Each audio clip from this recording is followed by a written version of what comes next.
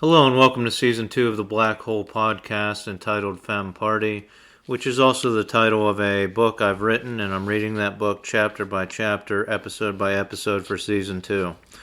Today we'll be reading Chapter 13, but before I start reading this chapter, I always precursor by saying any money or profit made from this book will be used to start a technology company similar to the one proposed in the book, and to build a solar farm in my hometown. So you can find the book by searching on Amazon Kindle, Femme Party, or find links on either of my websites, mitch4mayor.com, that's Mitch, the number 4mayor.com, or plotm.com, that's plot, the letter m.com.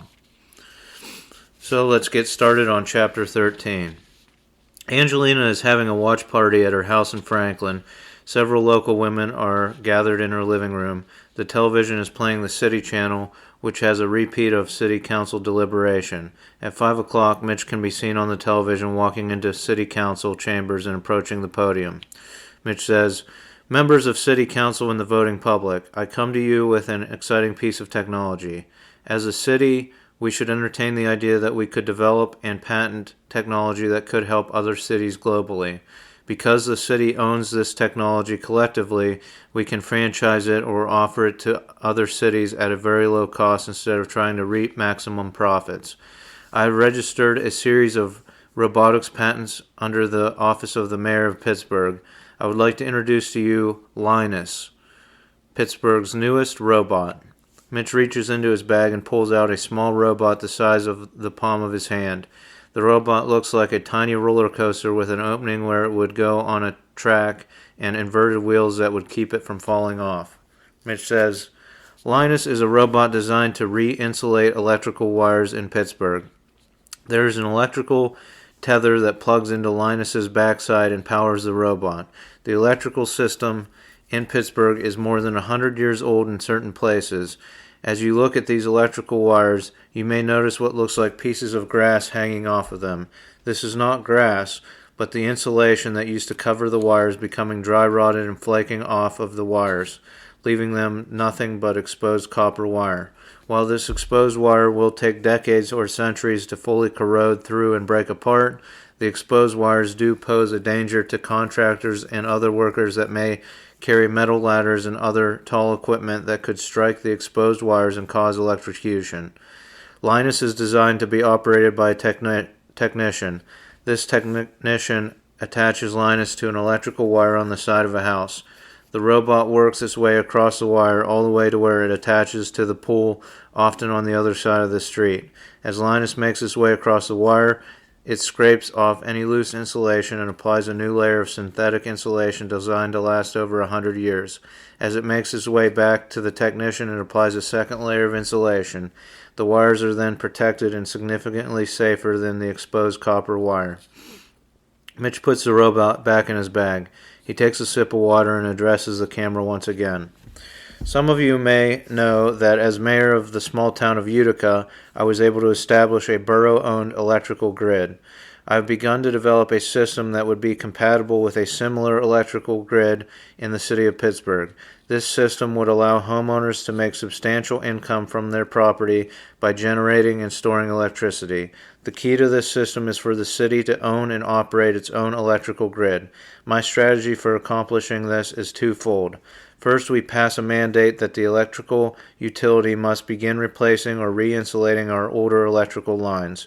Naturally, the utility company will pass this cost down to the consumer and claim that the service lines leading to each home are the responsibility of the homeowner. They will offer a form of insurance in case the line is inspected and in need of repair. I say we as a city preemptively establish an insurance program for homeowners and their electrical service lines. This insurance program will be maintained by the city, and the proceeds from the insurance can be used to systematically buy parts of our electrical grid. Members that pay into the insurance will be able to vote on every action taken by the city to buy the electrical grid and incorporate new technology into it.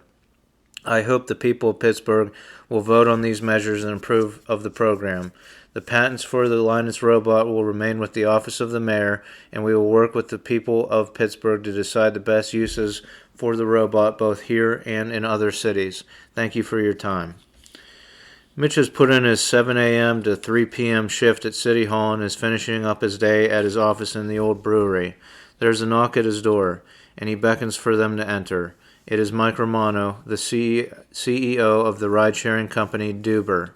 Mitch says, "I'm glad you could find the time to meet with me today." Mike Romano says, "Better enforcement of traffic law has caused the cost of driving an internal combustion vehicle in this city to go up. This benefits Duber in that more customers are finding it cheaper to use our site than maintain a vehicle.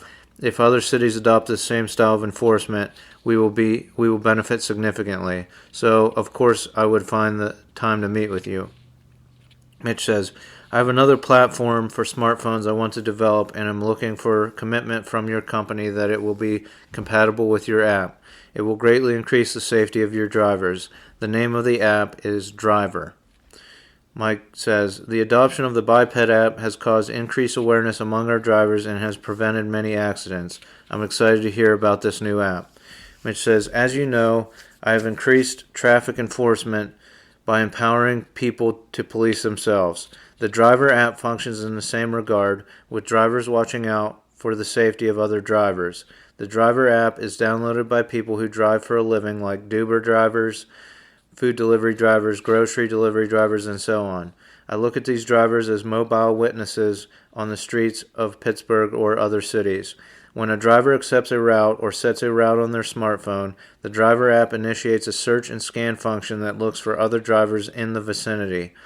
The initial driver confirms how long the task should take to complete, say delivering a pizza to an address. A message is sent to other drivers that may be in the vicinity, and these secondary drivers can then confirm that they will monitor the initial driver's progress, and a timer starts on their phone. When the initial driver has completed the task, they click on their Driver app that it is complete. If a driver takes longer than the estimated time of the task, the secondary driver is notified.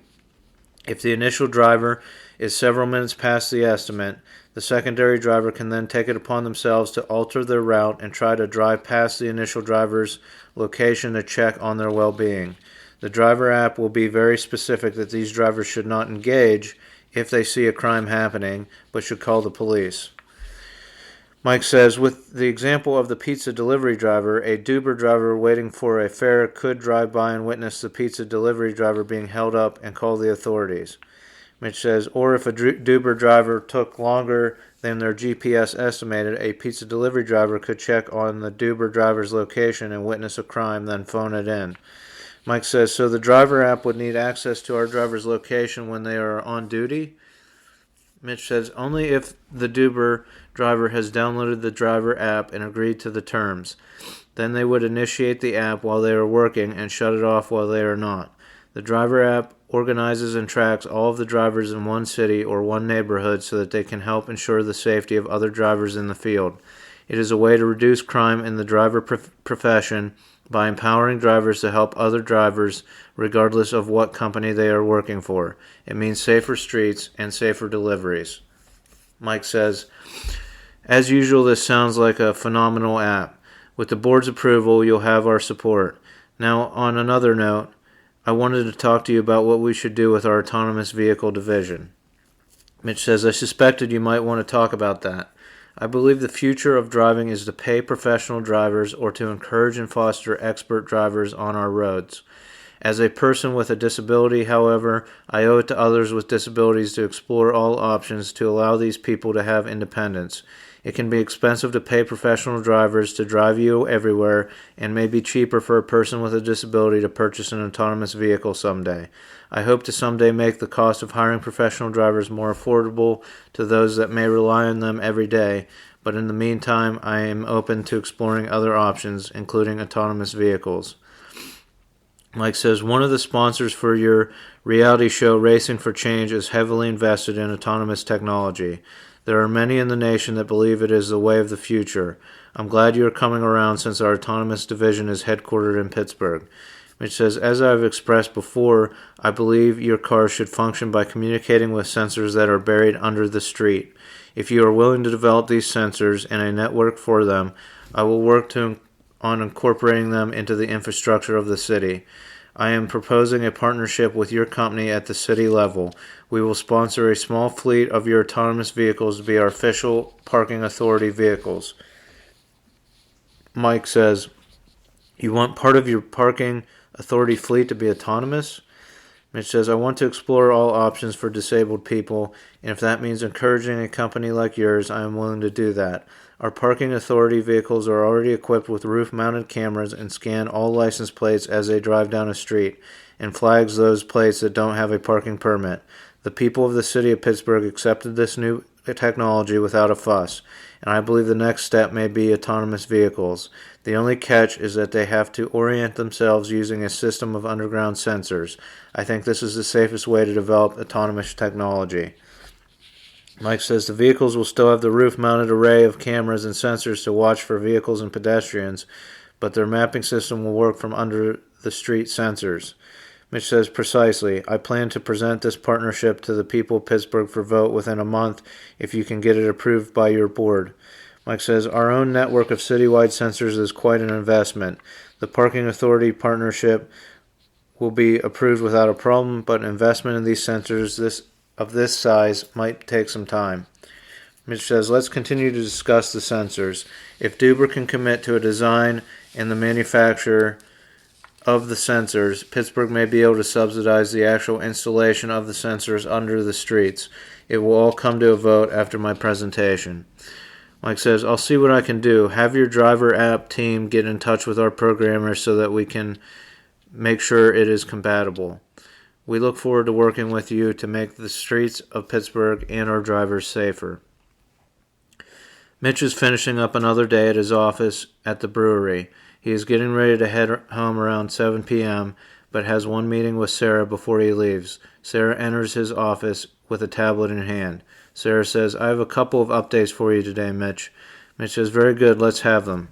Sarah says, first of all, some people in Silicon Valley have become aware of the system you are developing to allow homeowners to sell their electricity on an open market, focused on a city or county level.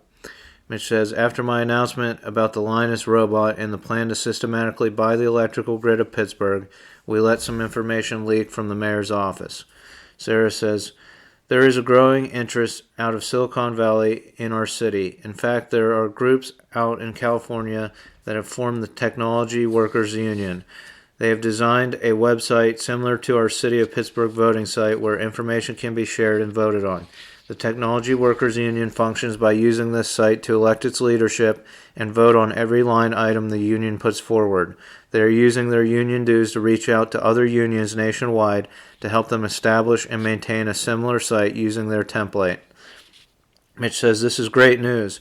If every union functioned using direct democracy, we could cut out the corruption and actually give the workers a voice. They could vote on every aspect of a negotiation and decide whether they should go on strike. Besides helping the other unions, what have they asked for from the technology sector? Sarah says their first item they collectively asked for is the right to vote on the physical site of any new branch or headquarters to be built or established by a technology company. It's my belief that the Technology Workers Union wants to be able to relocate certain physical locations of their companies to Pittsburgh to help with the infrastructure. Mitch says, fantastic. Is there any way we can aid this fledgling union? Sarah says, they have expressed interest in buying properties in the suburbs to help aid in the establishment of the sustainable electrical grid you are trying to build in Pittsburgh. In a letter addressed to the company, the union explained that nearly half of all electricity generated is lost during transmission. There is more land outside of the suburbs that can be devoted to wind and solar farms than will ever be found within the city limits. If they buy houses in the suburbs, specifically on cul-de-sacs, they can use your system to buy electricity from these farms to fuel their homes. They can then outfit their homes with solar and sell that energy that is generated closer to the city on the Pittsburgh marketplace. Mitch says, they may be 10 miles closer to the city than the closest wind farm, which means they are maximizing the use of green energy being generated. Why are they so specific about cul-de-sacs? Sarah says the cul-de-sac is a main focus for their suburban strategy. They plan to form electrical collectives at the end of suburban streets or cul-de-sacs. First, the houses around the circular cul-de-sac invest in a solar array under their street. Then they buy a smart transformer for their street. Then they invest in solar panels on their roofs. They elect a cul-de-sac captain to monitor electric prices during the day for all the houses around the cul-de-sac to sell to people within the city. Mitch says, not a lot of people park on cul-de-sacs because there are driveways, so they won't block the panels under the round street. Also, cul-de-sacs are dead ends, so there is no through traffic to wear out the road, just the occasional turnaround. Sarah says, they want us to allow technology workers to use the Blarty app to make offers on houses arranged around cul-de-sacs in the suburbs of Pittsburgh. The Technology Workers Union argues that they are not trying to gentrify the inner city, but simply expand the electrical infrastructure needed to make a totally green city. Mitch says, if the city isn't as focused on finding sites for solar farms in the city limits, it frees up more land for these technology firms to build satellite offices. This also fits into the Blarty app's goal of building green infrastructure and developing evacuation routes in case of emergency. Let's reply to the Technology Workers Union by saying we will not block them from bidding on suburban houses in only the Pittsburgh-Allegheny County market. We look forward to working with them in the future to develop other cities in the same fashion, but for now, we are focused on Allegheny County and Pittsburgh. Sarah says, I'll send an email to their leadership tomorrow. I have a few documents here that I would like you to sign. Mitch says, what am I looking at here? Sarah says, as per my contract when I signed on to work here, I am exercising my right to develop my own platform as long as it doesn't compete with the company's existing platforms. This paperwork is releasing some of our technicians to work on my project only after their normal hours at the company. I want to use some of the company's resources just as you have for some of your apps. Mitch says, that sounds fair, but tell me about your app before I sign. Sarah says, I've been mulling the idea over for several years. It is a platform that uses video conferencing to allow highly paid executives to volunteer running a charity. They start an account with their credentials and explain how much time per week or month they can devote to running another company. The charity decides which executives they want running the charity, and the executives use the platform to meet and divide up duties. The secure platform allows them to connect from anywhere and manage the charity remotely. I believe that most money collected from a charity should go toward the goal of the charity, not compensating the management. Mitch says, this is an excellent idea, Sarah. I knew when we hired you that you were the most altruistic executive we would ever find. Once this platform is up and running, I would like to dedicate some of my time to managing a charity. Just send me the information on how to sign up. Sarah says, I was hoping you would like this idea. I know there are many other executives out there that want to help society. They just don't know how. This platform will give them an easy-to-use way to put their managerial skills to work for charities that can change the world. Hillary is watching her husband on the Pittsburgh City Channel. He is standing before the city council presenting evidence of potential fraud at the Peebles Gas Company. He has used the evidence collected by Taylor Spliff and her team to make the case that it is unethical for a private company to build infrastructure that delivers them a profit using insurance premiums from homeowners. It was most likely the gas company itself or other gas companies that lobbied lawmakers to pass an ordinance making damage to a gas line from the curb to the home the responsibility of the homeowner. When the gas company first came about, they rushed to connect their lines to every home willing to pay, and for a period of time the gas company was probably happy to repair lines to the home so that the homeowner would continue to pay their gas bill. At some point, the model changed and gas companies no longer had to hold part of their profits for individual line repair as part of their business model. This change in business model is no doubt a reflection of the change in heart of lawmakers, which probably occurred because of a change in bank account balance for the lawmakers.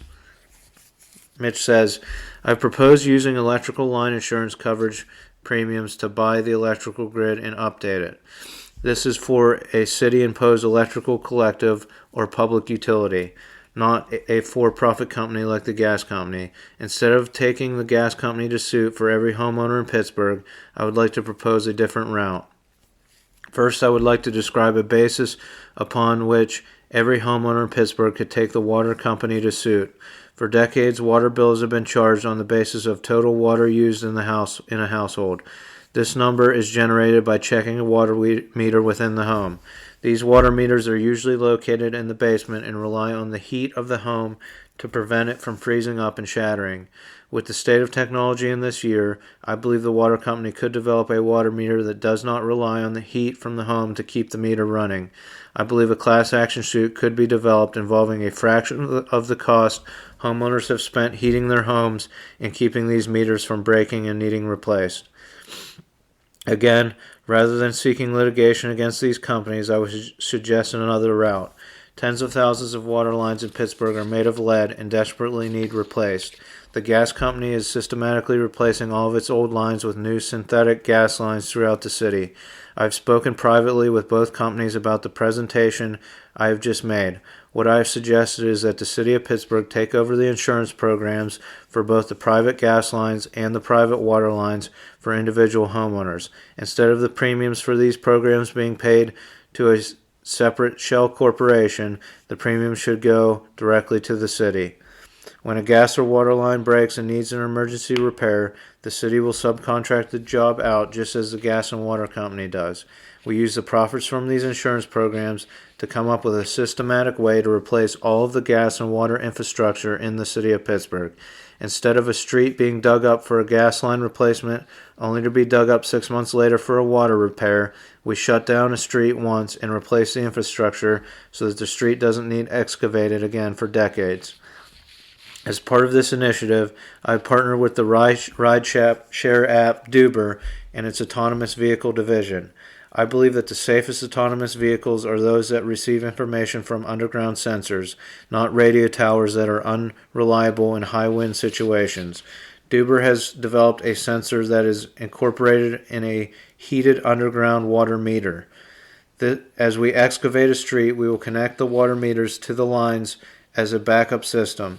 These Uber water meters can be connected to electricity and also have a data connection to be able to operate autonomous vehicles. The water meters have internal electrical heating so that they will not freeze. If activated, the water meters will be able to be read using a system that collects data wirelessly through the concrete. As I said, these meters will be a backup until technology evolves to use this water metering system. The internal mechanical water meters will remain in the basements of Pittsburgh houses until we can activate the new system. This new system would prevent the water company from shooting a wireless signal into the home to read the meter as they are currently doing. The office of the mayor has already received a solid and generous commitment from the gas and water companies.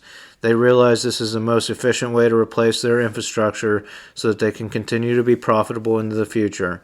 I hope you will take my suggestions for the information I have provided today. I look forward to seeing how the people of Pittsburgh vote. Thank you. Mitch steps away from the podium and takes a seat in the gallery. The city council begins a deliberation that lasts 2 days. Mitch is called back to the podium multiple times to present information and preliminary projections based off of information from the gas and water companies. So that's it for chapter 13. Today's chapter was brought to you by Disability TV, a YouTube channel. Search Disability TV today and subscribe on YouTube. It's a fledgling media company for disabled people by disabled people. Look into Disability TV today. Planning a trip to Utica, Pennsylvania? Why not camp at French Creek Farms? Go to French Creek Farms and you'll find beautiful campsites along the French Creek, a cottage, and a trapper cabin. Make your reservation today. While you're in Utica, stop by the general store and bar, Krabby Kelly's. Go to Krabby Kelly's for all of your STDs. That's snacks, tobacco, and drinks. Do you need a logo or design screen printed or embroidered on a garment of clothing? Look no further than 542 Prints. Go to 542prints.com today and contact us about getting your next logo or design screen printed or embroidered.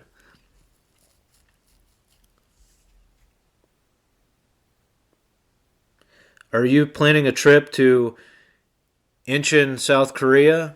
Stop by Liquor Burger. No trip is complete without stopping by Liquor Burger for a burger and a mug of suds.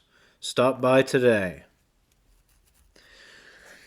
Alright, so I've ended each chapter, each episode by saying there are some technology ideas throughout the book that could be developed by an existing technology company or a startup, and other ideas, patents, and things of that nature that I think should be developed, but I've saved some technology ideas to develop myself.